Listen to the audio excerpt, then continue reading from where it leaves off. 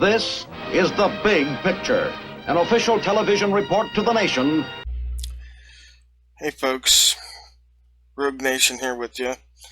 And today this video is going to be a follow-up to the video where I was in the Orangeburg County Administration building and they wouldn't give me the records, wouldn't provide me with records. It was a big to-do, as you guys saw.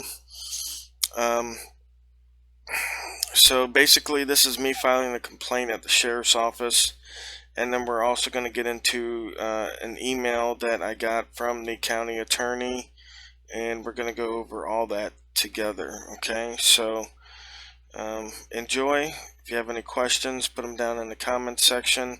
If they're really important, go ahead and email me, because I sometimes don't get to all the comments. Alright, so enjoy.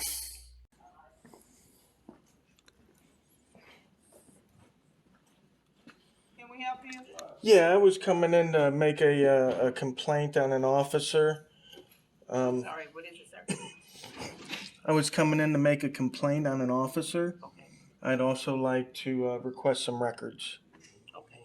You have your ID with you? No. Okay. Just have a seat. And what's your name, sir? Lee. Okay. Mr. Lee, have a seat, and I have someone to speak with you. Okay. Can I help you, sir? Yeah, I just said I want a complaint on an officer, and I'd like some records. You want to make a complaint on an officer? Yeah. Deputy. What officer? Are you taking my complaint, or? Yes. Okay, it's Deputy Stephen Thompson. Okay. Would you care to write a statement in reference to Mr. Thompson? I mean, if I need to, sure. Okay. Yeah. I'll give you a form to fill out. You can have a seat. Okay.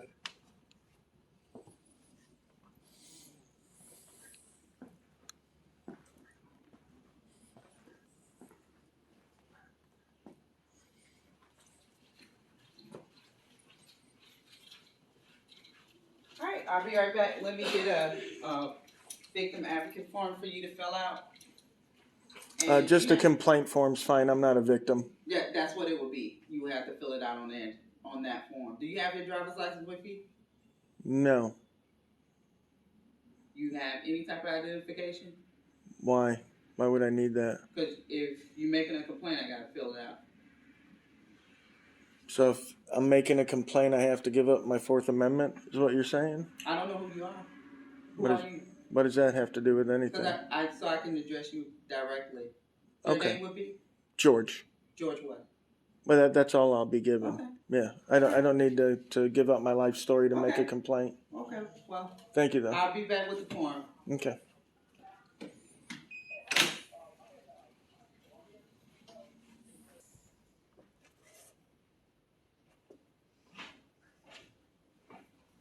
Here you go, sir. Thank you. Let me ask real quick, if I could, is it normal for deputies to provide legal advice to folks? We normally don't.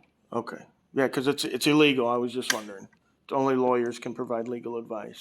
No, we provide advice as far as the situation at hand. We don't give legal advice. Okay. Okay. Because this deputy did. That's why I was wondering. Oh, I'm not sure. Okay. Thank you. Unless it's dealing with the statute, then yeah, he can. Okay.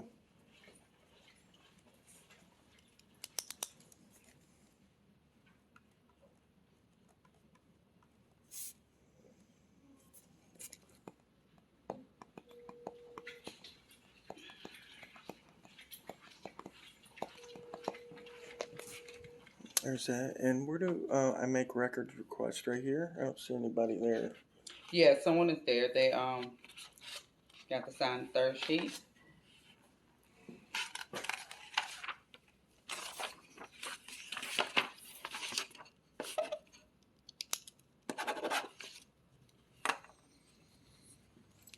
And do you have a contact number, or you want them to contact you through email? Email's fine. All right. Well, that would be records over there. Okay. Is there a button? I don't see anybody over there. Hey folks, Rogue Nation here, back with you. So as you saw in the video, we went to the Sheriff's Department, we filed a complaint. This is the letter that we got back from the lawyer, the county attorney. So let's go ahead and look over it now. And I asked why the CAFR is not readily available for inspection under the statute. But under this statute, there's only a couple of things listed. And she replied in blue, the legislature composed a list of items. I do not know why the legislature did not include CAFR on the list. Okay, kind of being snarky there, but I think what they're missing here is that they have this list of items that says they have to be readily available for inspection. There's like 3 or 4 items on the list. It's under 30-4-30D.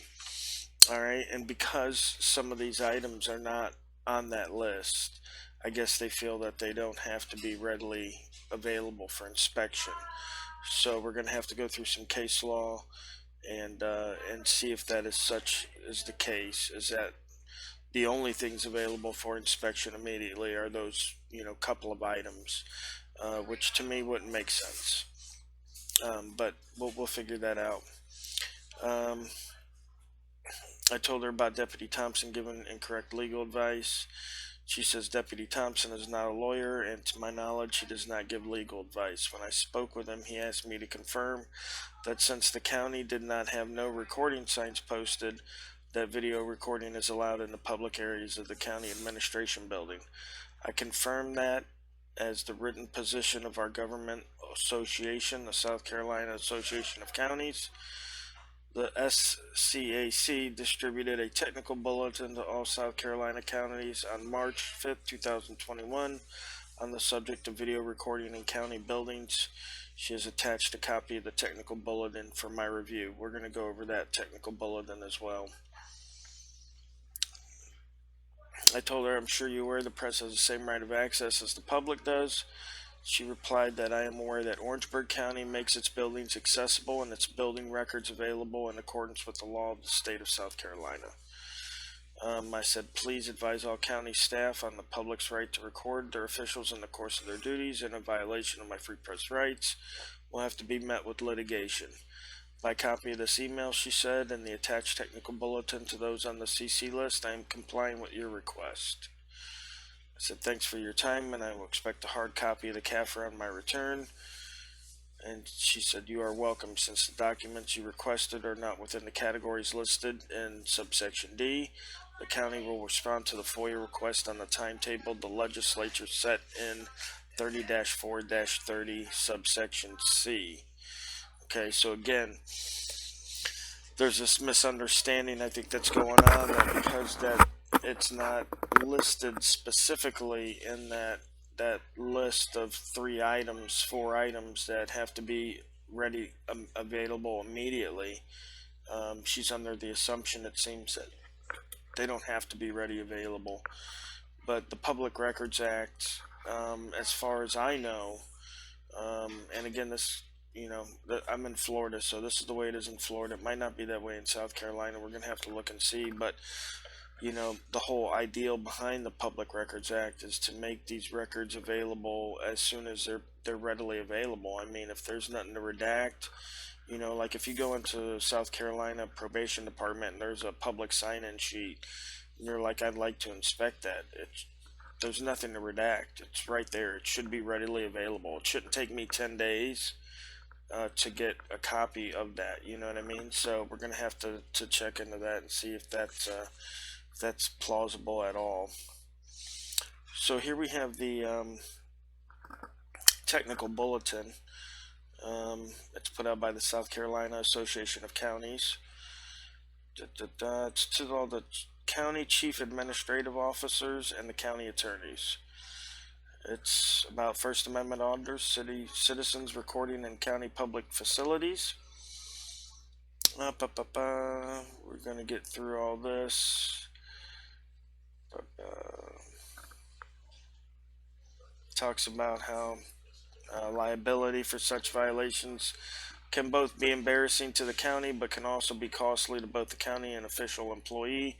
Most causes of actions for violation of First Amendment rights are brought as federal claims under 1983. Then it says that the First Amendment protects the right to gather information about what public officials do on public property, citing Smith v. Cummings. It says, like all First Amendment protections, the right to gather information is subject to reasonable time, place, and manner. For some reason, it quotes Sheets here versus Punta Gorda, which, again, is ridiculous. Then they go in here to like the limited public forum, and again, this is not something that has to deal with the limited public forum. The public forum doctrine, as I've always said, is for speech and for protest. The right to free press is more of a right of access type situation.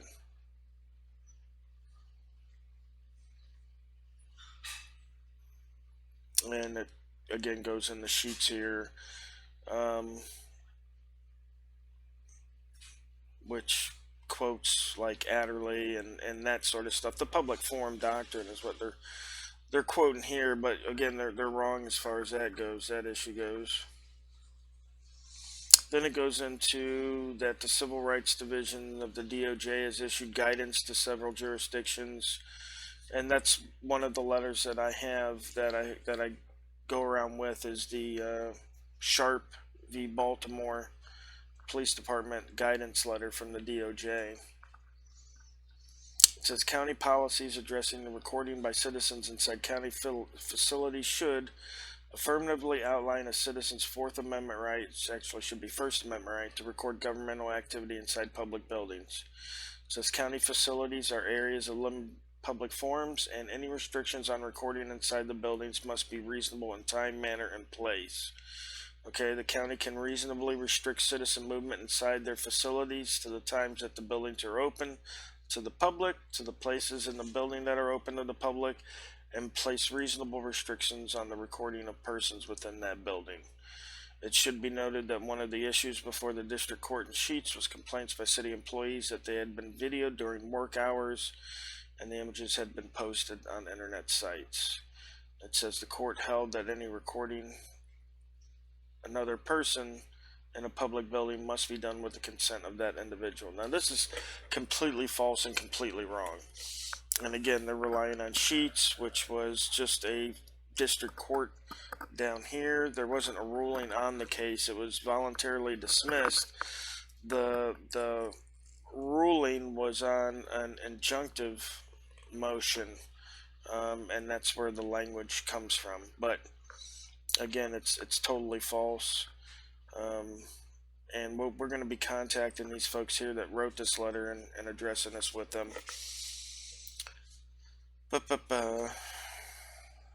Okay, policies should address prohibited responses to citizens observing and recording inside public buildings. Because observing and recording government activity in public buildings is protected by the First Amendment, policies should prohibit officials or employees from interfering with this right except in narrowly described situations where the citizen is in violation of the time, place, or manner restrictions enacted by the county. Officials or employees should be advised not to threaten, intimidate, or otherwise discourage citizens from lawful activity. Now, this is correct. And what it says here goes against what it says in number 1. Okay?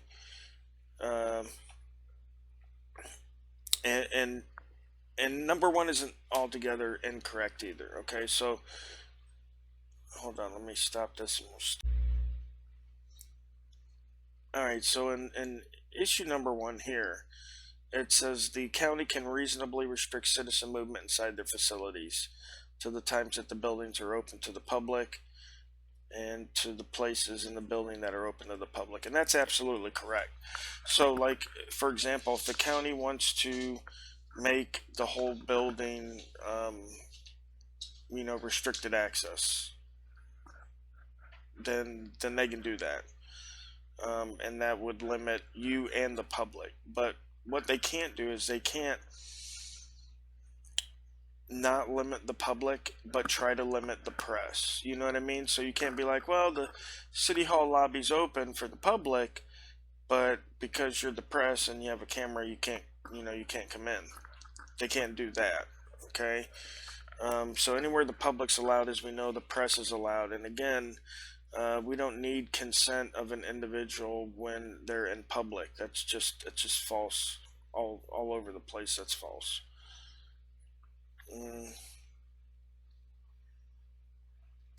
Policies should provide clear guidance to citizens to describe the areas within the public building that are open to the public, the time that such spaces are open to the public, and any areas that are considered restricted access. Absolutely, they should do that.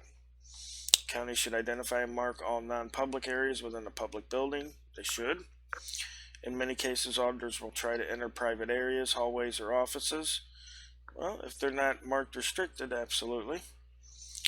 The county has a right to mark these areas as non-public and to impose reasonable regulations on the right to film in them. Again, absolutely. Non-public forums can include any areas into which, under ordinary circumstances, visitors must be invited before entering. Cubicles, offices, workspaces, obviously. And then they got number 4, policies should provide protections for county employees and other citizens from unconsented recording. County employees and cities visiting county buildings to conduct business have the right not to be recorded without their consent. I don't know where they got this right. Where did they get this right at? Is it, can somebody point it to me? I don't know where anybody has a right not to be recorded without their consent while being in public. It doesn't make any sense. So some auditors may engage in conduct that rises to the level of harassment. Maybe, possibly, but I would say hardly ever true, since harassment is a series of events. Most auditors go to one place. They don't continually go back and back and back to one place unless it's, a place that's with public employees, and if you go see the mayor 10 times in a week because you have 10 complaints, is that harassment? No, it's not.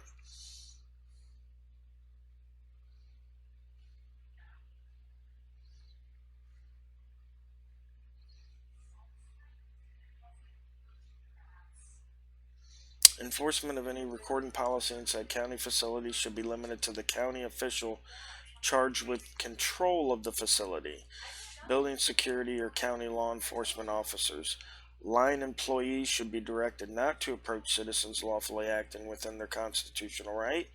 The potential for negative escalation of an otherwise lawful event could result in cases where law enforcement officers are dealing with specific instances of citizen activity that violates county policies and body cameras are available and warm. It may be helpful to activate them to document that the officer follows county policy and make a record of the violation of policy by the citizen. Again, if they could even turn on their body cams.